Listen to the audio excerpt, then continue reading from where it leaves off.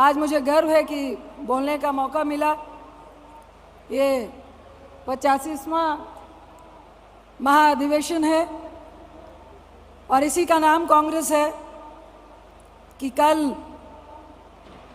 कोई और बोल रहा था, आज कोई और बोल रहा है, आने वाले कल में कोई और बोलेगा। ये परंपरा, ये संस्कृति, ये कांग्रेस और देश की संस्कृति को बचाने की संस्था हमेशा से चलती रही थी और चलती रहेगी। हमें गर्व है अपनी पार्टी पर, हमारे संकल्प पर, हमारे सिद्धांतों पर, जिसके कारण हम सब जुड़े हुए हैं। मुझे कबीर जी का एक दोहा याद आ रहा है, चूंकि मैं राजनीतिक संकल्प के लिए यहाँ खड़ी हुई। साईं इतना दीजिए जामे कुटुंब समाए, मैं भी भूखा ना रहूं, साधु न भूखा जाए। आज ये कबीर जी का दोहा इसलिए याद आ रहा है क्योंकि हमारे देश के सत्ता पे जो लोग विराजमान हैं, ये दोहा उनसे बिल्कुल भी उनका साथ देता हुआ नजर नहीं आता है। लेकिन हमारे देश का सिद्धांत कबीर का सिद्धांत है, नानक का सिद्धांत है, बुद्ध का सिद्धांत है, मौलाना का सिद्धांत है। उस सिद्धांत को भुलाने की जो पार्टी इस सत्ता में है, मैं इसलिए नहीं कह रही कि कांग्रेस आज विपक्ष में है इसलिए हम लोग महाअधिवेशन करेंगे और संकल्प लेंगे। आज जरूरत है इस देश के स्तंभों को बचाने की, स्वतंत्र एजेंसीज को बचाने की, चाहे वो ईडी हो, आईटी हो, सीबीआई हो, हमारी यूनिवर्सिटीज हो, शिक्षण संस्थाएं हो, हमारा सदन हो, हमारी पार्टियां हो, रीजनल पार्टियां हो, कांग्रेस हो, विपक्ष हो।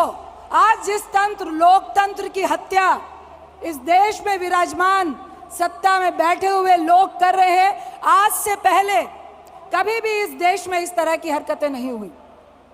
सदन में हमारा मुंह बंद किया जाता है, अगर हम आपसे घोटालों की बात करते हैं हम लोगों को धमकाया जाता है, प्रिविलेज मोशन में लेके आया जाता है। अगर हम बाहर बातें करते हैं तो ईडी, हेराल्ड के मामले में हमारे नेताओं को 60 घंटे बैठाकर बातें की जाती है, पूछताछ की जाती है, हरास किया जाता है। आप सबको मालूम है कि जब जुलाई में हेराल्ड के नाम पर माननीय राहुल गांधी जी को किस तरह से हरास किया गया, मैडम सोनिया जी को किस तरह से हरास किया गया, खड़गे साहब को किस तरह से 12-12 घंटे बैठाया गया। आज बहुत जरूरत है कि हम सब मिलकर अपनी पार्टी के लिए नहीं, सिर्फ सत्ता में आने के लिए नहीं, इस देश को बचाने के लिए, इस देश के जोड़ने की परंपरा को बचाने के लिए और इस देश की सभ्यता को बचाने के लिए हम सब संकल्प लेने के लिए आए हैं, राजनीतिक संकल्प लेने के लिए आए हैं कि हम सारी स्वतंत्र एजेंसीज का रक्षा की जिम्मेदारी लेते हैं, हम भारत को जोड़ने की जिम्मेदारी लेते हैं, हम हाथ से हाथ जोड़ने की जिम्मेदारी लेते हैं, हम महंगाई को कम करने की जिम्मेदारी लेते हैं, हम बेरोजगारी को कम करने की जिम्मेदारी लेते हैं। आज 5 महीने 133 दिन राहुल गांधी जी ने पदयात्रा की, वो अपने लिए नहीं की, सिर्फ अपने पार्टी के लिए नहीं की। इस देश को आज जरूरत है कि लोग डरे हुए हैं, अग्निवीर विरोध करते हैं तो उन पे केस होता है, बेरोजगारी का विरोध होता है तो उस पे केस होता है। राजनीतिक पार्टियां अगर अपने सिद्धांत पे, उनके नीतियों पे कटाक्ष करती है तो उन पे केस होता है, उन पर ईडी के छापे पड़ते हैं। जिस तरह छत्तीसगढ़ में इस महाअधिवेशन से पहले लगातार हरास करने की कोशिश की जा रही है, हम सब यहाँ इस अधिवेशन से ऐलान करते हैं कि डराने वालों का इतिहास है कि डराता वो है जो खुद डरता है, और वो लोग कभी नहीं डराते हैं जो खुद भी नहीं डरते हैं।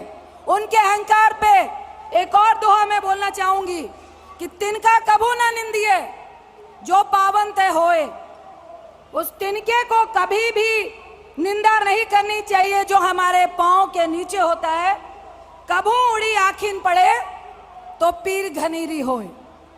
कभी भी उड़कर जब वो आंख में पड़ता है तो बहुत पीड़ा होती है, और आपको देखना भी बंद हो जाता है।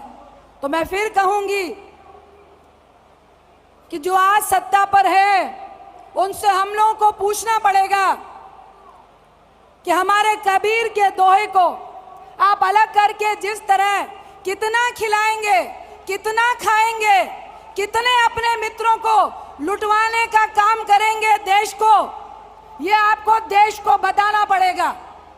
और जिस दिन हमने प्रश्न पूछना शुरू कर दिया, हम बेखौफ होकर, निडर होकर लोगों के बीच में जाना शुरू कर दिए।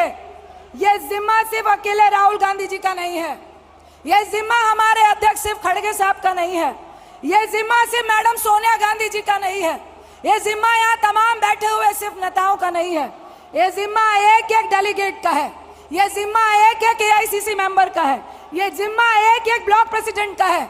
हमें अपने विजन को, अपने मुद्दे को, अपने सिद्धांत को गांव-गांव तक लेके जाना है। भारत जोड़ो यात्रा हमने अपने लिए नहीं, बेरोजगारी के लिए की, नफरत के लिए की, महंगाई के लिए की, और आज जो हाथ से हाथ जोड़ो हम लोग शुरू कर रहे हैं, यह युवाओं के साथ के लिए है, महंगाई के खिलाफ के लिए है, कंधे से कंधा मिलाकर चलने के लिए है।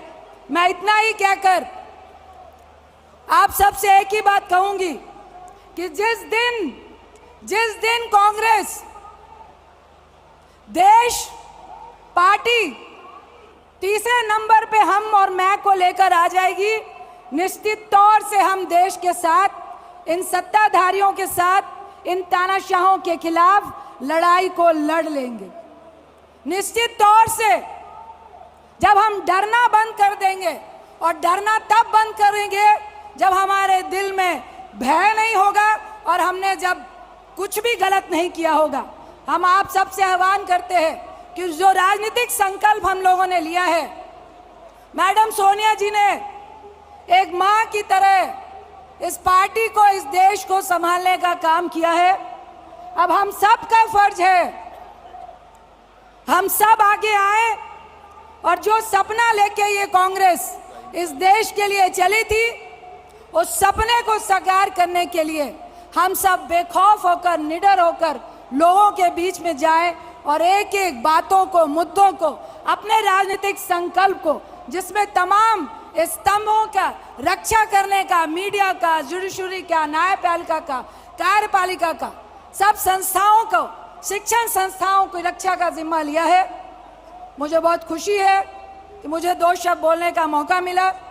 आज आप सब छत्तीसगढ़ में आए हैं। मैं जरूर कहूँगी कि छत्तीसगढ़िया सबला बढ़िया, हम सब छत्तीसवासियों को गर्व है। और मैं एक बार फिर से तमाम यहाँ पर आए हुए महाधिवेशन के कांग्रेस जनों को एक ही बात कहूँगी कि अगर हम सब मिलकर, एक साथ मिलकर इन तानाशाह के खिलाफ लड़ेंगे तो निश्चित तौर से सदन और सदन के बाहर एक ऐसा माहौल बनाएंगे जो देश के लिए, देश के हित के लिए और युवाओं के लिए, महिलाओं के लिए, सबके हित में होगा। इतना ही कह के मैं अपनी बात को समाप्त करती हूँ। बहुत बहुत धन्यवाद। नमस्कार, मैं हूं मानक गुप्ता। अगर आपको हमारा ये वीडियो पसंद आया हो तो इसे लाइक और शेयर जरूर करें, और हाँ, हमें सब्सक्राइब और फॉलो करना ना भूलें ताकि आप देश और दुनिया की कोई खबर मिस ना करें। तो जुड़े रहिए हमारे साथ और देखते रहिए News 24।